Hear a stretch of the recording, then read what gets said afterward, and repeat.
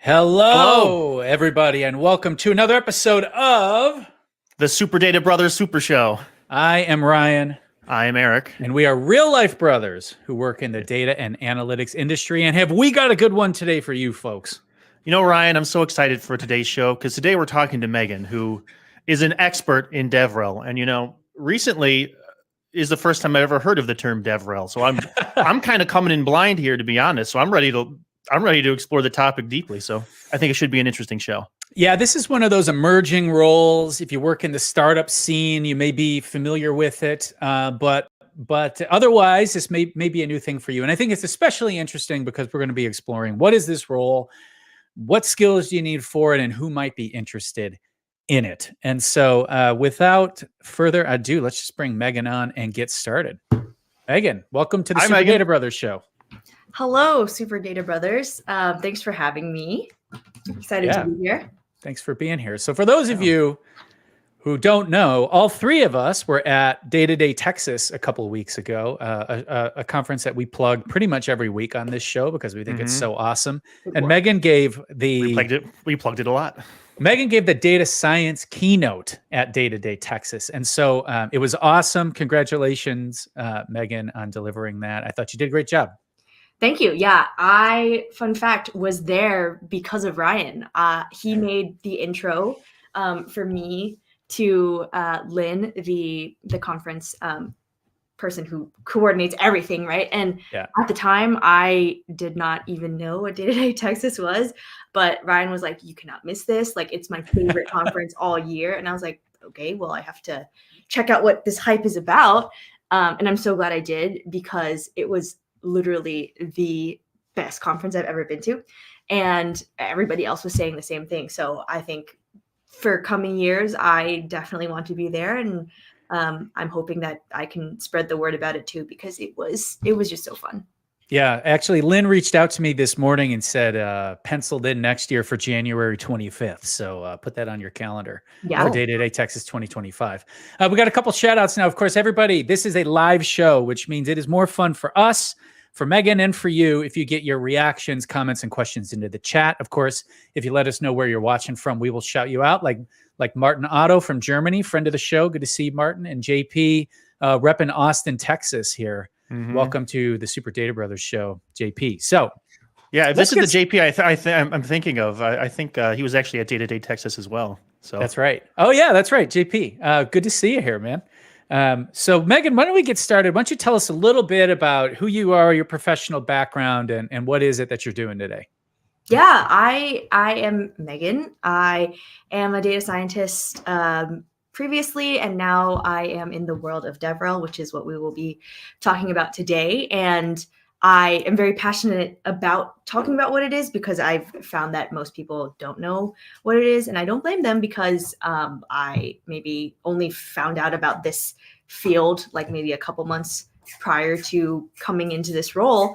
But yeah, prior to me being a data scientist, I was in the finance world. So kind of have jumped around a lot in my somewhat short career. So have learned a lot through various pivots. And in my free time, I kind of like writing about what I've learned through LinkedIn, which was how I connected with Ryan and Eric.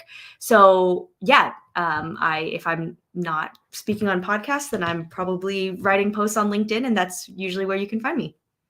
Cool. Yeah, it's great to have you. And so now you So you started in finance, then you got into data science, and now you're doing DevRel at DeepNote, right? Yep. Why don't you tell people a little bit about what DeepNote is? Yeah. DeepNote is a cloud-based data notebook that helps teams collaborate to tackle the hardest data problems. We like to think of ourselves as a better Jupyter notebook. And that's usually like how we introduce ourselves, because everybody in the data science world is familiar with Jupyter notebooks, not because it's like the most perfect experience, but because it's just like so standard. And DeepNote came in to really elevate that notebook experience.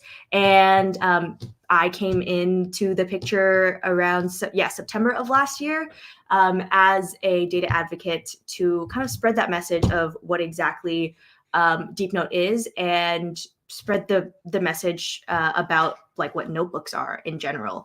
And it's been a fun journey since then, and have had to navigate like, learning about like how to do this DevRel thing, because it's so different from data science, but similar in some ways. So it's been a learning journey as well. And it's been fun.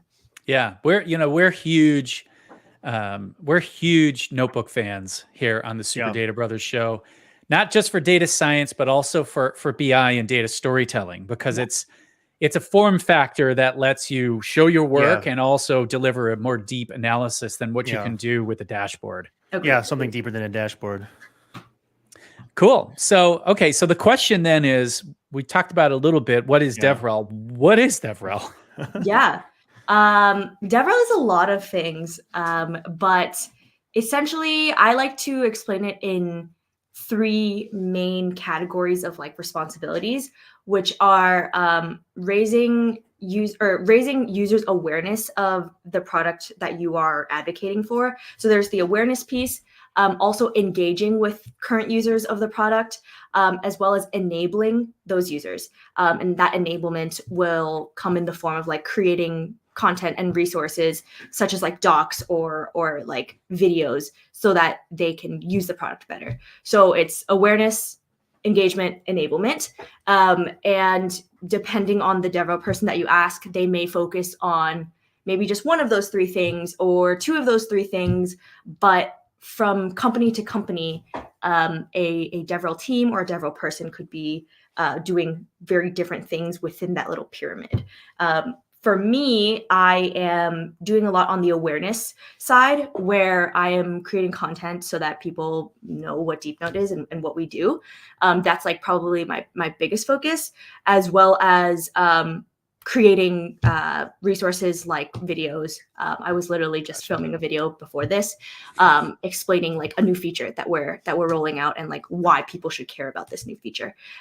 So yeah, it's like, but as I said, it's a lot of different things. So those three buckets in that pyramid could branch off into like a lot of other responsibilities, depending on the medium that your company prefers to be sharing these messages. So like I'm big on socials and like blog posts, and like maybe from time to time doing conference talks. Others may not do any of those things at all, and they may only focus on like YouTube or like solely video creation, or like running hackathons and meetups. So it's like this field is very new, and so it can spread a lot of domains. And I think as we go on and this field grows, people will sort of hopefully start to like consolidate what it means to be a DevRel person. But the overwhelming like sentiment that I get from talking with other DevRel people is like, you definitely have to wear a lot of hats, because it's just such an amorphous space right now. So it's kind of because I did this. I think preparing for this is the first time I even read the word DevRel. So it's like external developer focus. So it's not like enabling your developers in your company. It's like enabling other developers who might want to use your tools, right? Is that accurate? Yeah, well, so that's a good question, because I think also a piece that I didn't touch on is what is in the center of that pyramid, which is acting as a liaison between the users of your product and the actual business. So like, yes, I'm helping the users of the product, but also I am flowing their feedback back to the business to make sure that they are serving our customers in the way that they are requesting when they're giving me the feedback. So like that feedback loop is at the center of this pyramid, and it makes it go round. So you're kind of it's almost like the face of the brand, but it's for the users as opposed to like a product marketing person or someone like that who's really focused more on educating the universe of potential buyers. You're focused more on the universe of actual users, making sure they understand what it is Deep Note's doing, why they're doing it, what features are coming out, and why they're cool, and then collecting. And then it's a two-way street. It's not just you telling them, but it's collecting their feedback and using that to inform the product direction. Yeah. And so because of that, I would say that DevRel people differ from traditional marketers and product marketers in that they have more of that community focus. They are the eyes and ears on the ground, and they're hopefully, ideally doing things all in service of the community around the product. And that's what kind of separates DevRel people from traditional marketers. Gotcha. Okay, so a couple things. First of all, Thomas Woodhams gives us a hey. Hey, Thomas. Good to have you here. And then we got James tuning in from California here in the United States. And James also has a question. Yeah. So that is, how do you find DevRel opportunities? And do you have any tips for DevRel related interviews? Yeah. So this is a question I was hoping people would not ask, because it is such a, like, I have such a wishy-washy answer for this. So I'm sorry, James, but so because I've only gone through one interview process, I interviewed with 2 different companies for this type of role, but it was only that one season of interviewing that I had exposure to what it's like interviewing for these roles. And so that's what my answer is based off of. And so I'll give that answer, but then I will add a corollary to that and be like, okay, I've also talked to other people who are in this space, and just to get intel on what it's like. So my answer from my own personal experience is that both of those roles came to me because it is, and I remember at the time when I was interviewing, I was also looking on LinkedIn for DevRel roles, and I distinctly remember I only saw one posting that was actually a developer advocate that was up on LinkedIn. And the reason you can't really just apply to them is because it's such a niche space that like you will only find like a very small percentage of companies that actually demand this role. Chances are companies want marketers, or especially like startups, they want marketers or product marketers way before they want any DevRel people. It's usually like pretty mature companies that like acknowledge that they have this need for this type of professional. And so for that reason, you're not going to find open roles for this. So that's why the opportunities that I interviewed for, they came to me. Now, I've talked to other folks who they have applied to these roles, and they were probably searching for a while. Like, it's not like you can just type in DevRel and like you'll have this whole list, right? So it is a very connections-based world, and the developer relations community is very small. That being said, there are communities that you can tap into and that I have found that have very lively job boards. And the one Slack community that I was invited to only after I had finished interviewing is called the DevRel Collective, I think it's called. Yes, DevRel Collective. And they have like a really great job board. I recently got this question of like, hey, how do I find these opportunities? And this was where I pointed them, that person to. It's to this Slack community. And so yeah, that's like kind of a not so great answer, but like the great news is you can crack into this world by just speaking with folks in the field. And these people who are like DevRel people are as a whole pretty friendly. And so I think they're very willing to help out. I remember when I was still interviewing for these roles, I talked to like 5-6 different DevRel people, and they were all so open, so transparent about like what it's like in their world. And like, they all like told me their salaries. They told me like exactly what their day-to-day is like. And I was like, well, I like this community. And that's how I got exposed to this Slack community. But now for your question about the DevRel related interviews, that also can vary a lot. I was recently having another conversation with a DevRel friend, and I was like, well, what was your process like? And she was like, well, like this role was like created for me. So they didn't even have like a super like structured interview. But it was mostly like, hey, how would you structure this campaign? Like, how would you like create this conference playbook? So it's a lot of like situational interviews. But at the same time, I've also heard of companies requiring you to know how to code, because another difference between DevRel roles and traditional marketing roles is like you have to have that technical component. And so I totally understand that companies would need you to show your proficiency in certain coding languages, or at the very least know how to use the product. So it's like really a mixed bag as to what you get for these interviews. It could be very like situational, or it could be very technical, or somewhere in between. Mine was somewhere in between. So, but I can't like project that onto like every interview in DevRel is like this. Like you have to follow XYZ step, because that's just not the case. Gotcha. It sounds like, I mean, the role is so new. It sounds like it has yet to coalesce into, okay, here's what we need, and you can expect the same standards between interview and, at different companies and that sort of thing. So one thing you mentioned, you had been a data scientist, and you mentioned you were looking for DevRel roles. So is this something you fell into, or did you set out to get a DevRel role when you were job hunting? Yeah, I did not set out to get this role. I remember in the back of my head when I was doing these interviews, I was like, oh, maybe one day, like I can do that. But when I was out of a job, I was like, okay, the easiest way to get a job is to like do what I have been doing, right? I was wrong, because the job market that I came into when I first became a data scientist was very different from the job market I was facing when I lost that job. There was so much more competition in the data science market.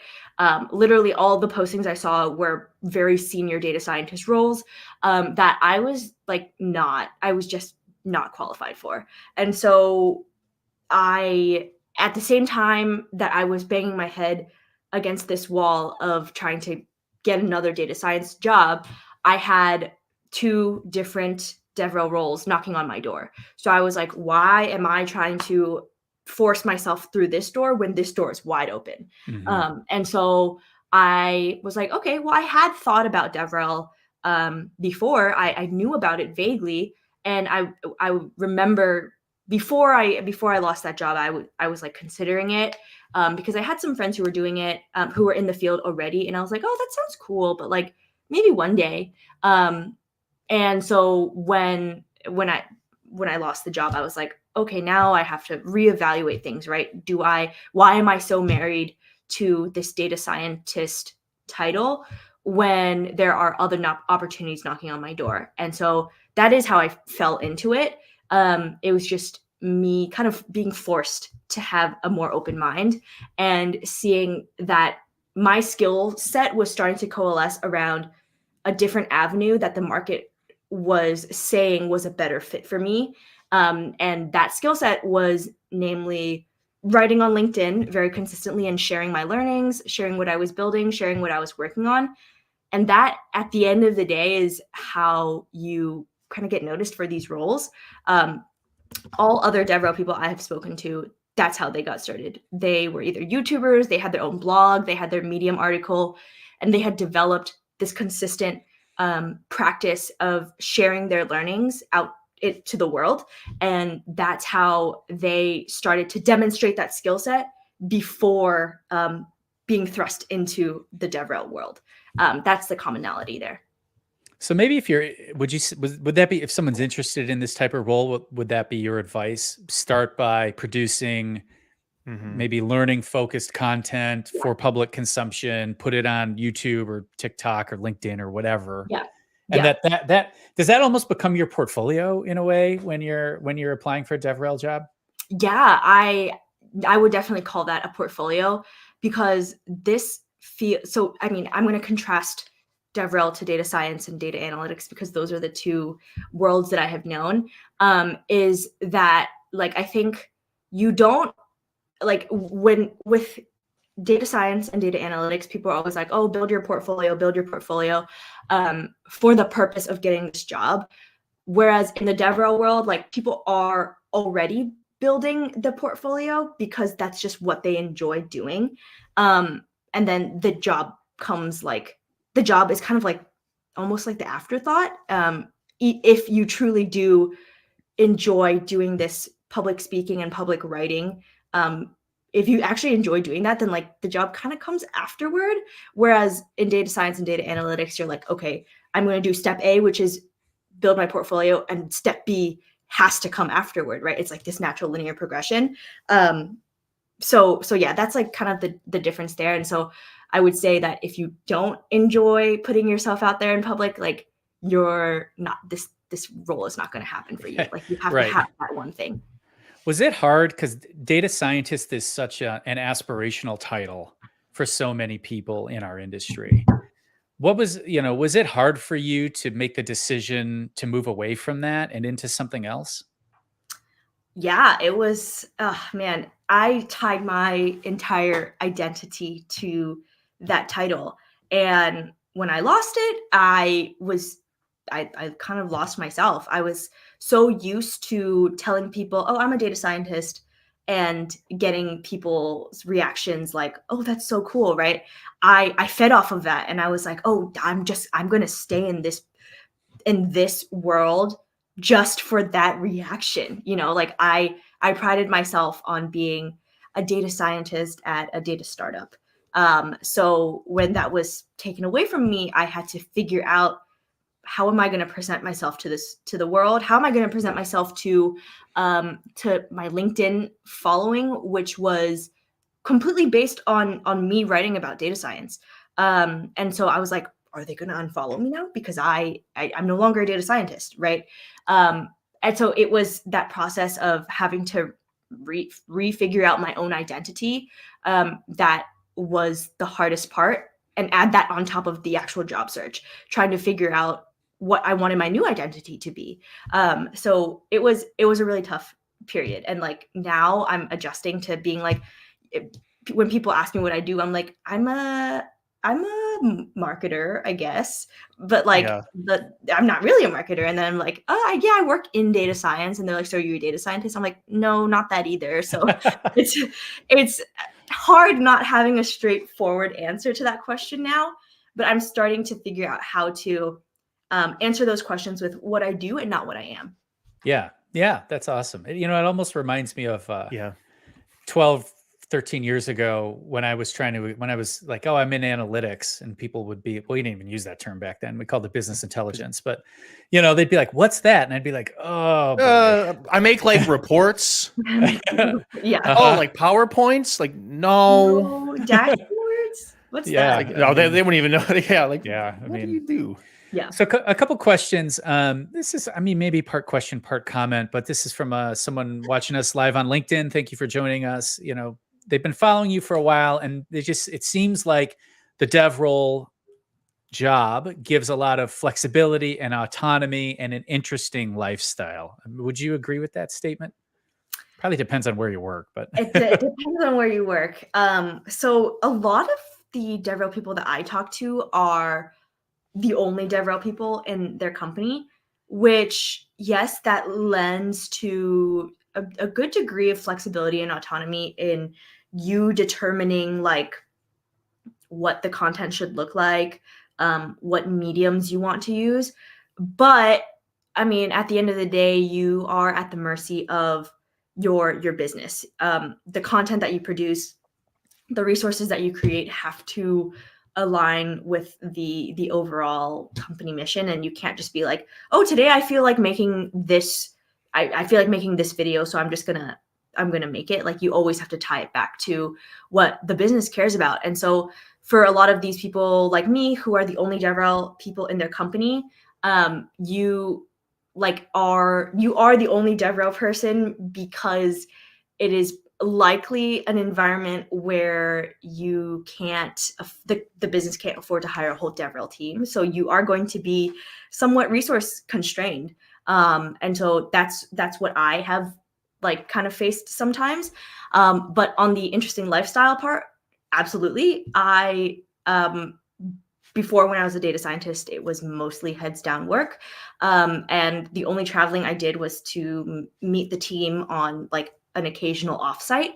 And now I get to travel to conferences, and I also get to like occasionally meet customers, also travel. The traveling to meet the team part is now that much cooler because I work for a European company. And as Ryan and I know, like, traveling to Prague is really cool. It's also really tiring. But European travels was not something that was part of my life before. I had never been to Europe before this job. And now I get to do it every other month. So yeah, the interesting lifestyle part is an understatement. Ryan, are you still with us? Yeah, I'm here. Can you hear me? Yeah, that's an absolutely key thing. It does seem like an interesting lifestyle. Is my video frozen? Yes. Yes. Apple. Okay. Yeah, it's frozen with you. So this is like a Mac thing now that they've layered on top of anytime you're using video software, that like if you do a thumbs up, it'll do this thumbs up bubble. And apparently they don't like it. Now Elgato's giving me problems. So I know how to fix this. Eric, why don't you ask a question while I mess around here? I'll be right back, folks. Bye, Ryan. He'll be back. See you soon. Speaking of Elgato, this is a small like DevRel nerdy thing, but I recently got an Elgato teleprompter for my video content. Oh, Ryan, I was saying that speaking of Elgato, I got the Elgato teleprompter, which is like, it's like such a fun toy for DevRel people, because it makes making video content so much easier. Really? Yeah. I love Elgato, and I'm so excited to use my new toy. I'm totally. Does it just like sit behind your webcam, or? Yeah, so it's like it is its own programmable screen that you can upload your scripts into, and it sits behind your camera. And like, that's cool. There really isn't anything like that out there in the market for that price point. And so when our operations person was like, yeah, you can get this, like, it actually looks pretty cool, I was like, yes, I cannot wait to like pump out the video content. Yeah, I'm totally surrounded by Elgato stuff. My camera's Elgato. My Stream Deck is right here. You have the key lights? Boom. Hey, my key lights are right there. I have two. Yeah, and I got the same one right here. It's actually it's not turned on right now, but I have an Elgato light strip behind this Miles Davis painting that glows purple, which I used to stream in a basement, so it was really dark. So I had like But I've been looking into this teleprompter. I'm very interested in your experiences with it. Oh my gosh. And thus ends our Elgato sponsorship section of the show, right? Exactly what I was gonna say. You're gonna cash that check right after. If you're watching from Elgato, I do accept sponsors. Please reach out. Okay. A couple more questions. So this is again from a LinkedIn user. You can give as much or as little information about this one as you want, but I'll ask it. What sort of compensation should someone expect in this type of, niche role? Yeah, I am also very passionate about this topic without exposing my own. But I asked a lot of DevRel people what they were making before I entered this field. At the time when I was interviewing, the 5 people that I talked to, I will say that the range that I heard from them was base 150 and the highest I heard was 185K for base. And then doing my own research, there's this really great compensation report that was put out by Common Room in 2023, and it said that the median salary for US DevRel folks was 220, I want to say, like 200 to 210 maybe, and like depending on where you are in the world, like that's adjusted down because US is so expensive, but it's a very handsomely paid field. And then also I will contrast that with like data science and like software engineering. I remember, like, if you look on what's the like ZipRecruiter, the average in 2023 was like 125, and then software engineering was around there. And so I was like, why does this field make so much more? I mean, like, you know, generally speaking, right, you're going to have levels within those fields, but like starting out, this field is pretty lucrative, and that's because you are in a demanding role that requires you to combine technical and soft skills. If you talk to your average software engineer or data scientist and be like, hey, can you go give a conference talk, or like, can you make a video for this product? Like, they're not going to want to do that, right? Yeah. And then if you go to your average marketer and you're like, hey, can you demo our product and like this new feature? They're not going to want to do that either. So you sit at this rare intersection of hard and soft skills that not very many people have. And because of that, this is a space where the supply of talent is less than what is demanded of, right? Is that supply and demand, right? Yeah. So because of that, like the people who do have this rare skill set, they can ask for a lot. And yeah, that's my 2 cents on it. But it is nicely paid field. Absolutely. I mean, you're really looking for a unicorn in a lot of ways. Like you said, it's the Venn diagram of people who have strong tech skills and enjoy making YouTube videos and want to present at conferences. There's not a ton of overlap. It is not. So there you go. Yeah. So we got a question from Angela. Thanks, Angela, for commenting. So what do you see the future outlook for this role being? You know, like, where do you see yourself moving next? You know, I told myself in each job that I've held that I was going to stay there and like just progress. When I was a data analyst, I was like, I want to become a senior data analyst now. And then that's when I kind of fell into data science. And then when I was a data scientist, I was like, I want to become a senior data scientist next. And then I fell into DevRel. And now I'm like, yeah, I want to like progress within DevRel, which I do. I think this type of role fits what I want to continue doing very well. And so that's why I do say I want to continue with it, especially because I really like spreading the word about what this field entails, because not very many people know what it is. And because of that, I like see myself staying in this field and kind of spreading the word. But you know, I'm not married to any one path. After I've made like 3 different pivots, I've realized that keeping just being like so set in your ways and thinking that you are only ever destined for one type of role is only going to hold you back. So I'm always pretty open about like what the future will bring, but at the same time, I do want to focus on building my skill sets in where I currently am in the short term. So it's like a balance of openness and also dedication to where I currently am. Yeah, that's one piece of advice I would provide to anybody is you really don't know what the future holds. And it's not that you shouldn't have a plan. You should have a plan, but you should recognize the plans change. Yeah. And one thing I like to tell people is that like, it's not your job to disqualify yourself from any given position, because I think a lot of people will be like, well, I'm not.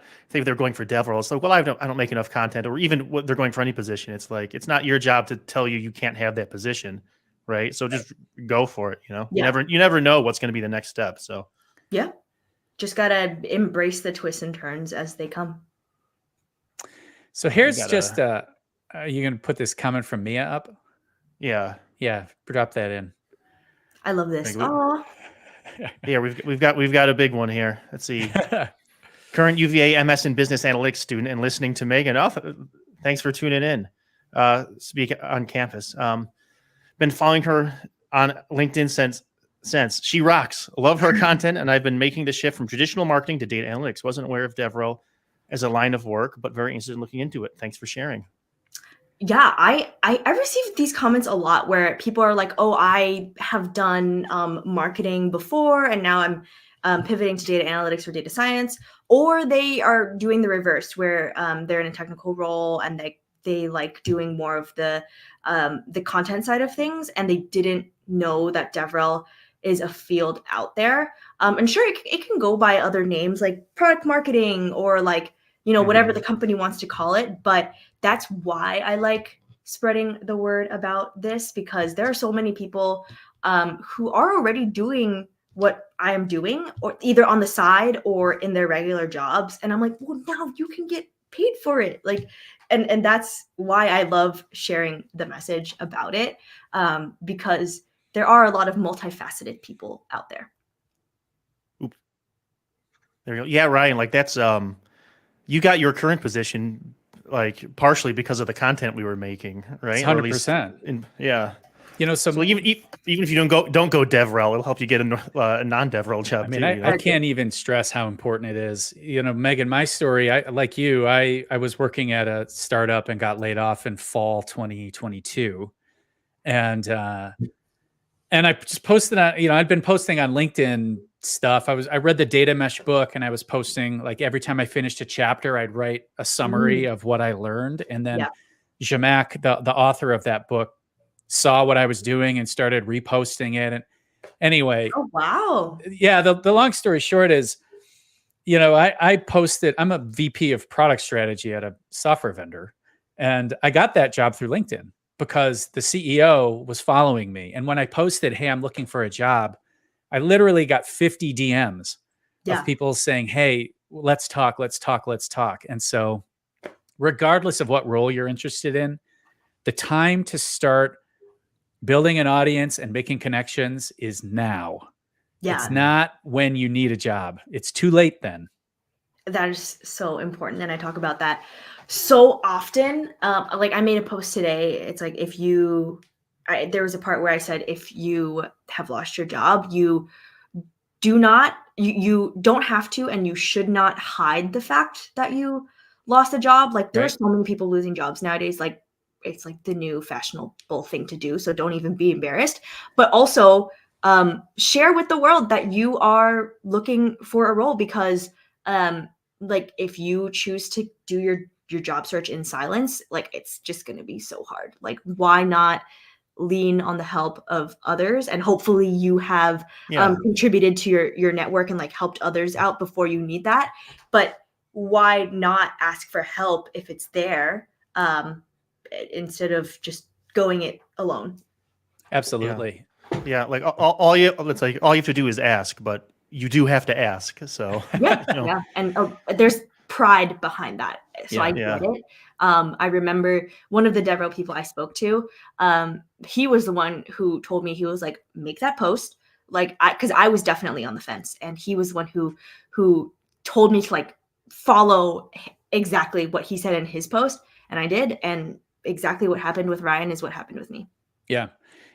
It's you know, I think if you go back in time, there certainly was a stigma about having lost your job, but I think there's, you know, the current younger people in leadership. I'm 41. I guess I'll still include myself in that for a little while at least. You are young. When I see someone lost a job, and I'm hiring a role right now. If you're a product marketing manager interested in working for a cutting edge analytics tool, please reach out. There you go. If I see that you lost your job, I don't care about it at all. You know, like it's not like, oh, why did this person lose their job? I mean, stuff happens. It could have just been they were a bad fit. They're an amazing employee. They'd be an amazing fit for me, but they were a bad fit wherever they were, right? Or you know, or it could just be company did layoffs. I wouldn't be shy about it. You know, put yourself out there, and that will lead to more opportunities. JP, Good to have you here, JP. Thank you for joining Hi, us.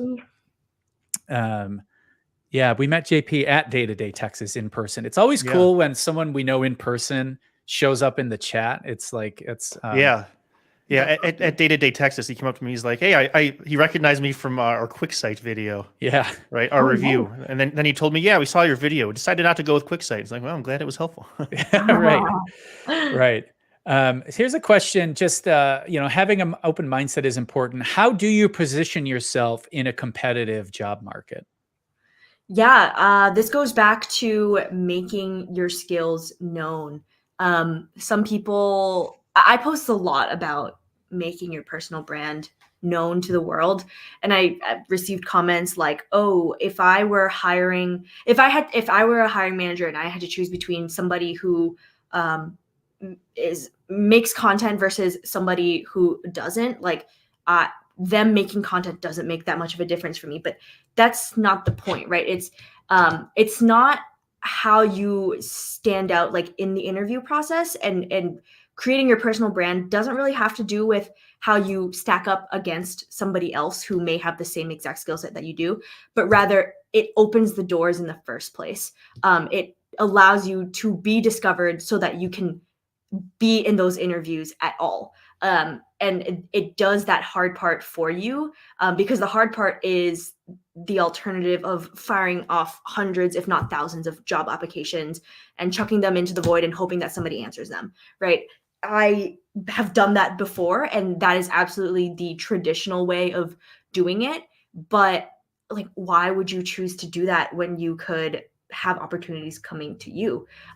Yes, it takes a little bit more of upfront work, and you don't have to be an influencer to have those opportunities come to you, like, not at all.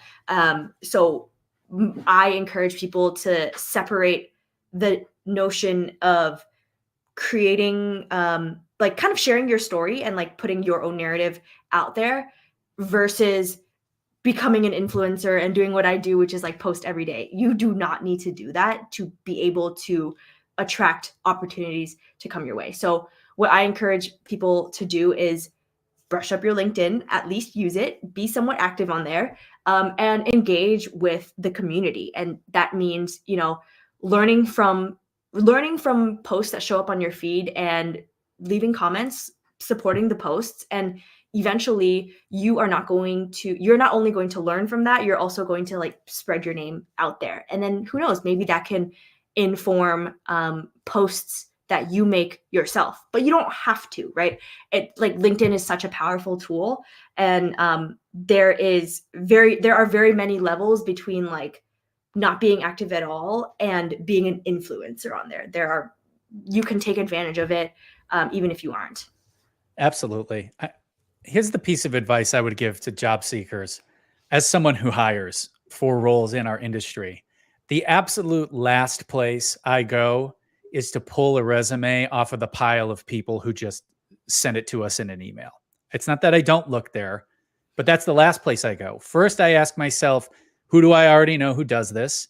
Then I ask myself, who can I find online who is posting smart things about this particular thing I'm hiring for? Product marketing right now, for example. That's where I start, right? I'm looking proactively for people. Mm-hmm. And the only way for me to find you is if you've raised your hand. I like that a lot. I'm like this turns so many gears in my head, because I was recently speaking to to a recruiter who had recruited me for a previous role, and he messaged me, and he was saying, well, I was asking him, I was like, oh, how are your candidates going? Like, how's your hiring going?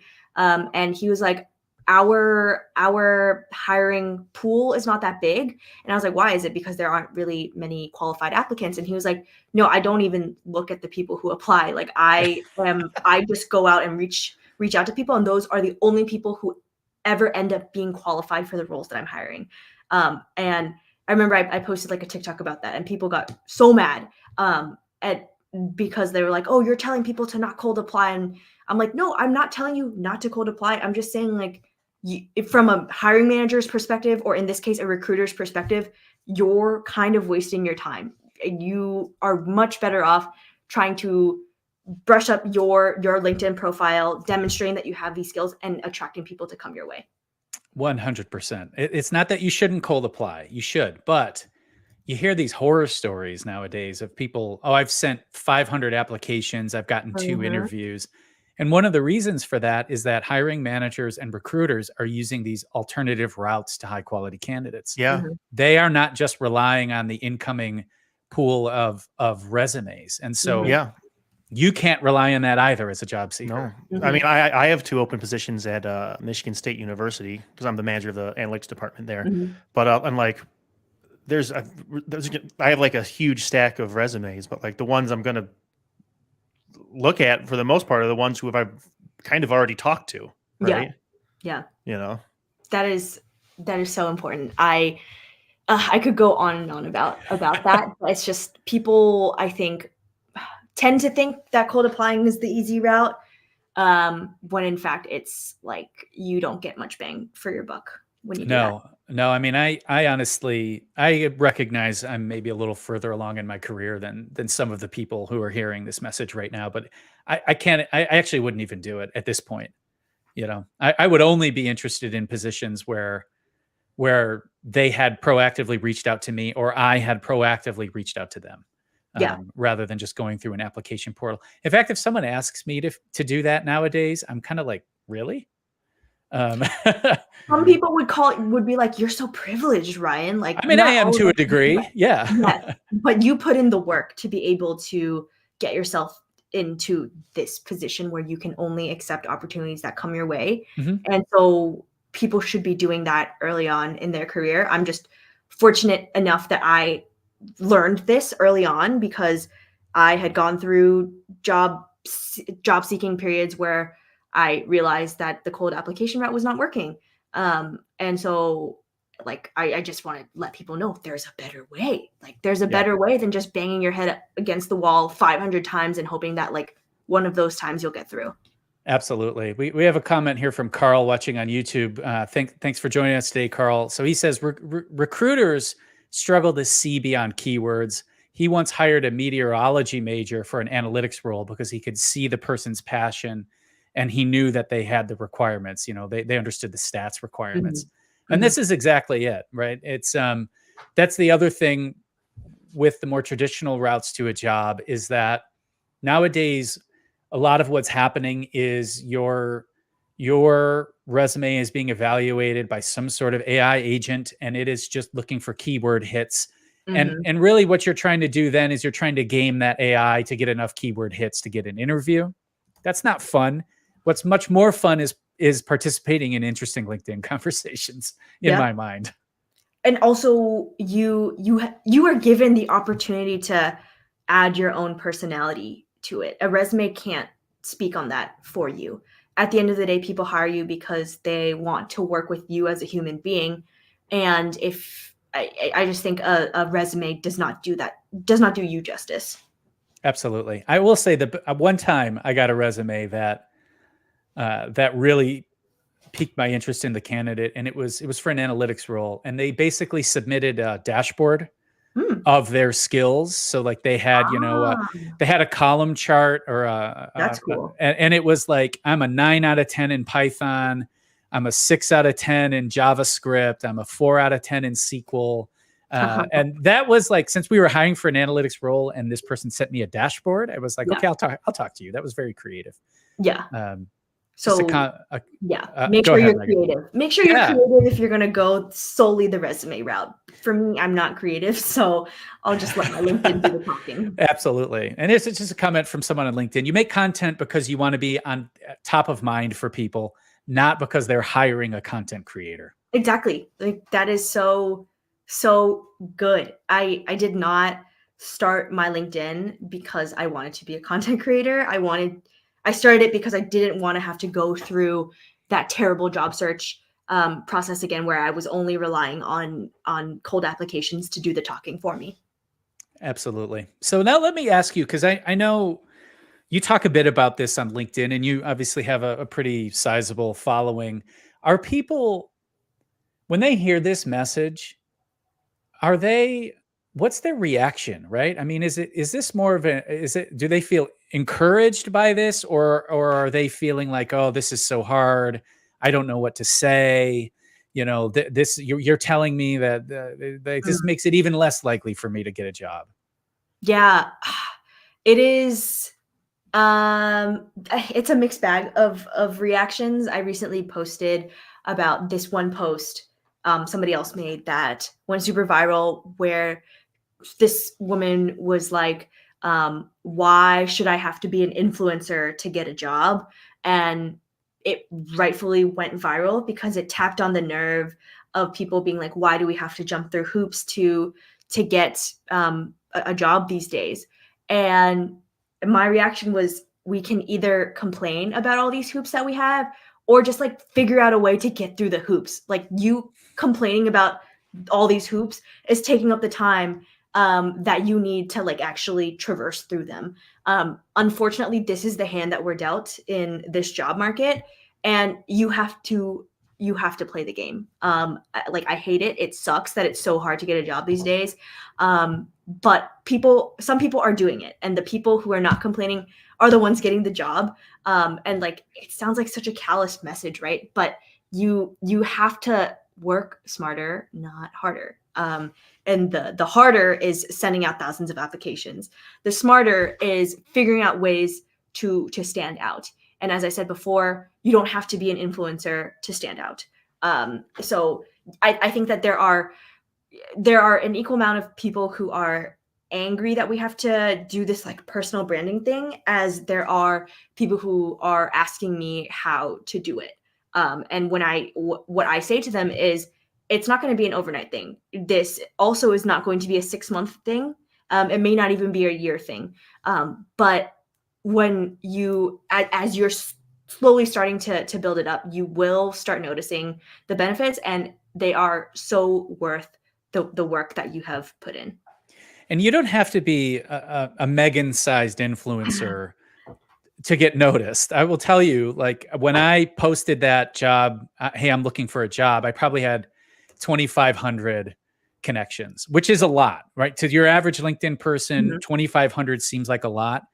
But that I'm by no means this gigantic LinkedIn influencer, but just the fact that I participated in the conversation in my industry on LinkedIn meant that when I was looking for a job, people saw it and they already knew my philosophy, what I was good at, that sort of thing. So they didn't have to learn that from a resume and interview me to figure that out. They already knew it.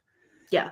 It's like the internet is literally giving you a way to share to a much wider audience than just a single recruiter reading your resume, that you have certain skills and like what you are like, what is your personality like, and use it, right? It's such a powerful tool, but I think many people are either scared of judgment, or they are of the old mindset of like, they want to stay private and like not use social media. But it's like, it's a tool that you can leverage. And it's a shame if you don't. Absolutely. We have a comment from LinkedIn. It's not about being an influencer. It's about showing that you're part of the community and that you think outside the box and that sort of thing.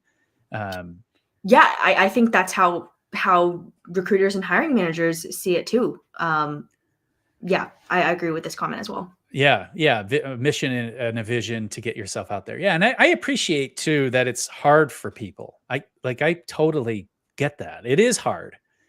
When you first sit down to start doing it, it's like anything else. When you're staring at a blank page, that's the hardest time, is you don't know what to do, but try it out.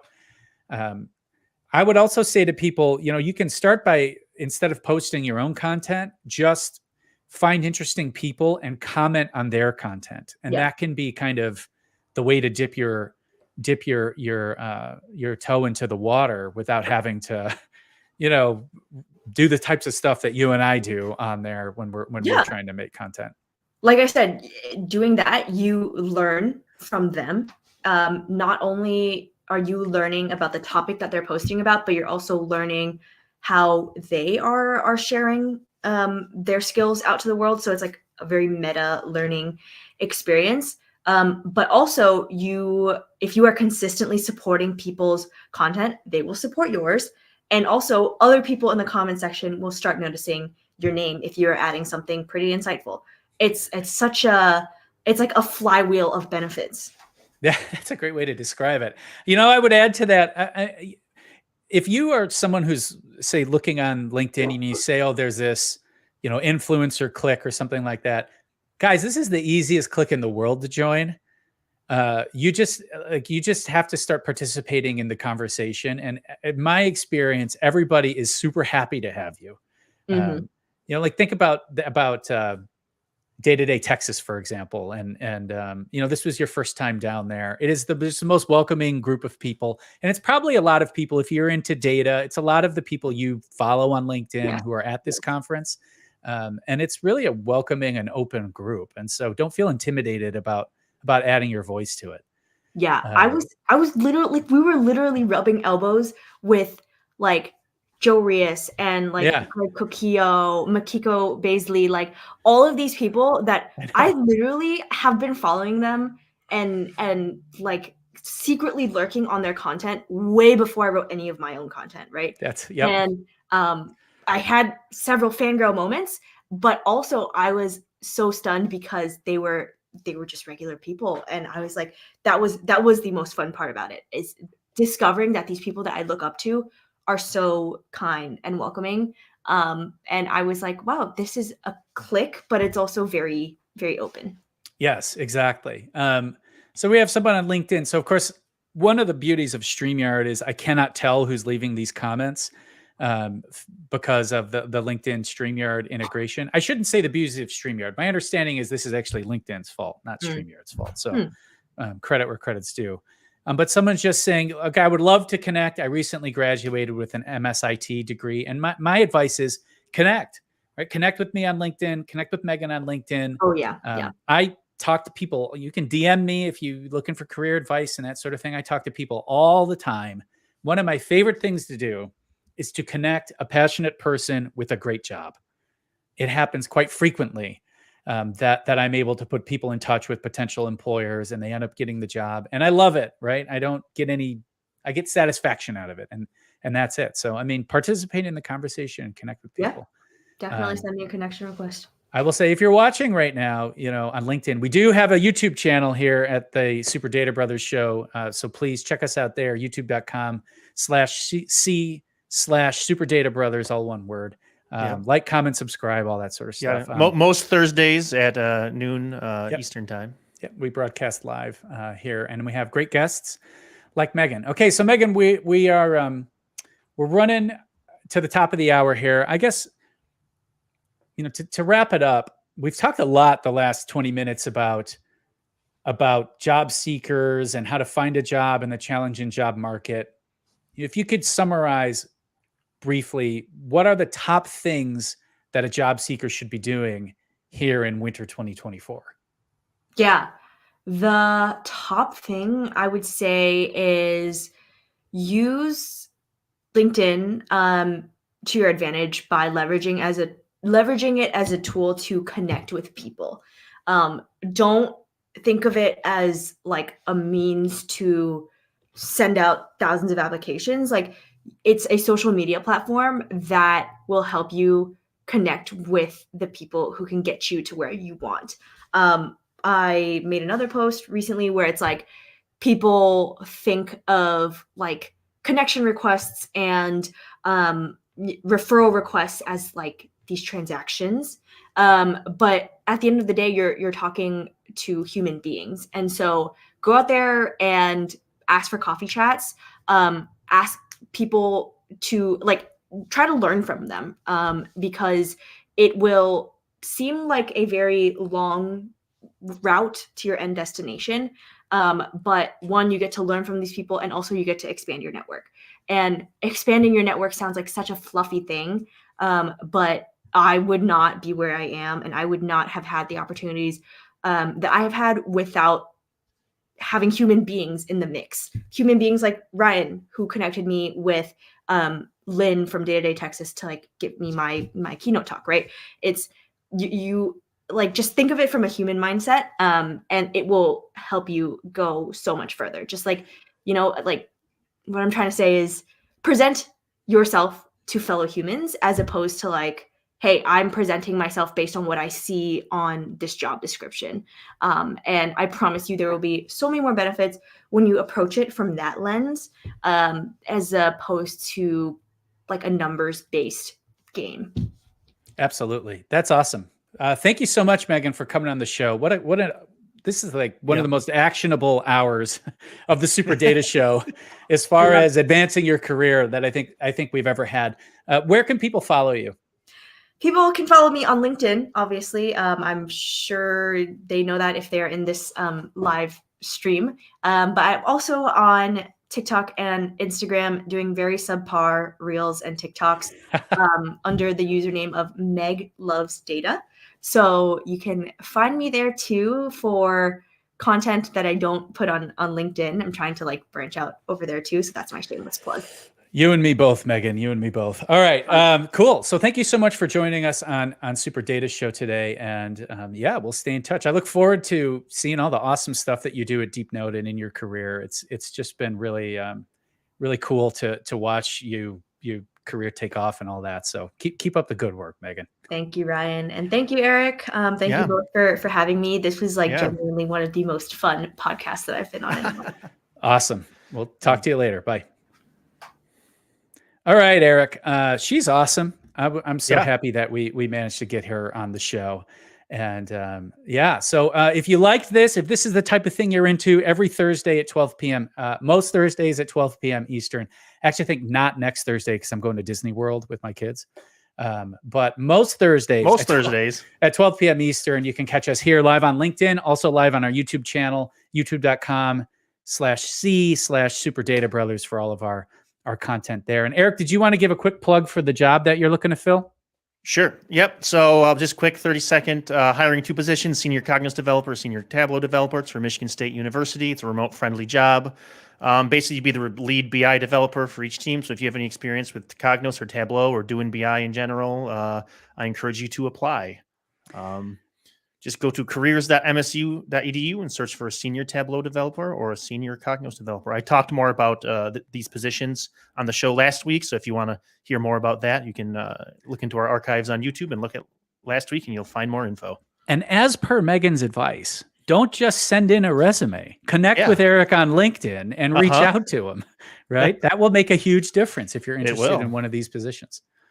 Cool. All right. So I think that wraps it up. I want to thank you all for tuning in and thank Megan for being such an excellent guest on today's Super Data Brothers show. As always, we are here at 12 p.m. every Thursday. And always, since I know I played this clip last week, but since we probably have some new people tuning in, and we did mention that the notebook is sometimes a better form factor than the dashboard, and people get addicted to dashboards. Here's a relevant clip, and then we'll end the show. Yep. Homer, I found this behind the radiator. I really think you should throw it away. Suggestion noted. Marge, I'd like to be alone with the sandwich for a moment. Are you going to eat it? Yes. Oh. You look terrible. I don't care. This is all your fault! Oh, how can I stay mad at you? Oh. There you go. There you go. All right. Books, people. They're awesome. All right. So thank you for tuning in. Until next week or the week after. I am Ryan. I am Eric. And we are the Super Data Brothers. That's right. Take care, everybody. Bye. All right. Thanks. Bye.